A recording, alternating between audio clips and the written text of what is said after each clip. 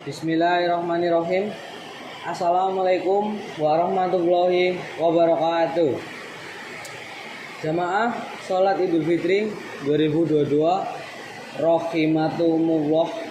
Alhamdulillah, puji syukur kehadirat Allah Subhanahu wa taala. Hari ini kita berkumpul untuk menjalankan sholat dan mendengarkan khotbah Idul Fitri menyambut hari kemenangan setelah perang melawan hawa nafsu dan hal-hal terlarang lainnya selama 1 bulan lamanya.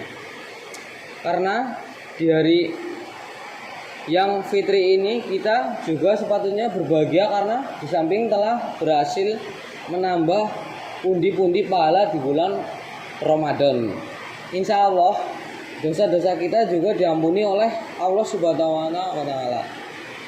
Dalam sebuah hadis yang diriwayatkan Abu Hurairah, Rasulullah SAW bersabda yang artinya, barang siapa berpuasa Ramadan karena iman dan mengharap pahala, maka akan diampuni dosa-dosanya yang telah lalu. Imam Bukhari. Berdasarkan hadis ini lahirnya makna Idul Fitri yang dalam konteks Indonesia tidak hanya secara bahasa bermakna hari raya setelah berakhirnya Ramadan, tetapi juga secara konseptual bermakna kembali suci, seperti ketika kita baru terlahir ke dunia. Datangnya Idul Fitri membawa kita semua kembali kepada kesucian sebagai setelah diuraikan di atas. Lalu bagaimana kita harus menyampaikan hari-hari setelah kita kembali pada keadaan suci ini? Minimal ada 2 hal yang bisa kita lakukan, yakni pertama, kita hendak meneruskan kebahagiaan yang sudah dicapai selama Ramadan. Kedua, menjaga agar kita tidak mengalami kebangkrutan amal yang telah kita raih baik sebelum dan selama Ramadan dengan cara tidak menzalimi orang lain. Rasulullah SAW bersabda yang artinya, sesungguhnya orang bangkrut dari umat ialah mereka yang pada hari kiamat membawa amal kebaikan dari sholat, puasa, dan zakat. Tetapi mereka dahulu pernah mencaci maka orang lain, menuduh dan mencemarkan nama baik orang lain, memakna harta orang lain, menumpahkan darah orang lain, dan memukul orang lain. Makna kepada orang yang mereka salahi itu diberikan pahala amal baik mereka, dan kepada orang yang lain lagi diberikan pula amal baik mereka. Apabila amal baik mereka telah habis sebelum utangnya lunas, maka diambillah kesadaran orang yang disalahi itu dan diberikan kepada mereka. Sesudah itu mereka yang sudah mencaci, menuduh, memakan harta orang lain, menumpuk darah orang lain, dan memukul orang lain itu akan dilemparkan ke dalam neraka. Hadis Bukhari, Muslim nomor 6478. Oleh sebab itu sangat disayangkan jika kita tidak bisa menjaga amal-amal bulan Ramadan yang pahalanya berlipat ganda. Bila dalam bulan Ramadan bisa kita menjaga sholat 5 waktu secara berjamaah di masjid, ditambah amal-amal sunnah yang lain, mengapa di bulan selain Ramadan kita tidak bisa menjaganya? Padahal Allah Subhanahu wa taala tidak hanya di bulan Ramadan saja memberikan limpah pahala di bulan-bulan yang lain di sepanjang masa Allah Subhanahu wa taala, tetapi melimpahkan pahalanya.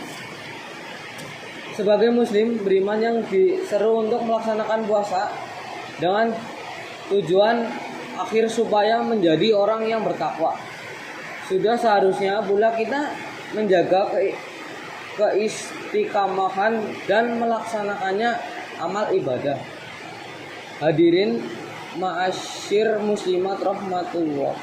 Betapa besar kasih sayang Allah Subhanahu wa taala kepada kita sehingga kita diperyoksikan untuk menjadi insan muttaqin atau insan yang kedudukannya paling mudah di sisi Allah Subhanahu wa taala. Sebagaimana firman Allah dalam surat Al-Hujurat ayat 13. Ya ayyuhan nasu inna jalaqnakum man dzakari wa unsa wa ja'alnakum syu'uba wa qabaila lita'arafu inna akramakum indallahi atqakum innallaha alimul khabir. Yang artinya, wahai manusia, sesungguhnya kami telah menciptakan kamu dari seorang laki-laki dan seorang perempuan. Kemudian kami jadikan kamu berbangsa-bangsa dan bersuku-suku agar kamu saling mengenal. Sesungguhnya yang paling mulia di antara kamu di sisi Allah ialah orang yang paling bertakwa. Sesungguhnya Allah Maha mengetahui, Maha teliti. Quran surat Al-Hujurat ayat 13. Dalam ayat ini dijelaskan bahwa Allah menciptakan manusia dari seorang laki-laki Adam dan seorang perempuan Hawa, dan menjadikannya berbangsa-bangsa, bersuku-suku dan berbeda warna kulit, bukan untuk saling mencemooh, tetapi Allah menciptakan semua supaya saling mengenal dan menolong. Allah tidak menyukai orang-orang yang memperlihatkan kesombongan dan keturutannya, kepangkatan dan atau kekayaan, karena yang paling mulia di antara manusia pada sisi Allah hanyalah orang yang paling bertakwa kepadanya. Kebiasaannya manusia memandang kemudian ia selalu ada sangkut pautnya dengan kebangsaan dan kekayaan. Padahal menurut pandangan Allah, orang yang paling mulia itu adalah orang yang paling takwa kepadanya.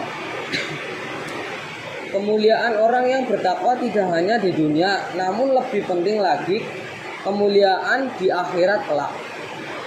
Maka dari itu sudah semestinya tidak hanya di bulan Ramadan kita bersikap religius, tetapi sepanjang hayat kita jika tidak hendak meraih kemuliaan di dunia maupun akhirat. Hanya insan yang istiqomah lah yang bisa menjaga itu semua. Kata istiqomah yang bermaksud adalah konsisten dalam menjalankan ibadah semata-mata hanya karena Allah Subhanahu wa taala. Demikian khotbah dari Net 1443 Hijriah. Semoga apa yang disampaikan dapat bermanfaat dan bisa kita terapkan dalam kehidupan sehari-hari. Wassalamualaikum warahmatullahi wabarakatuh.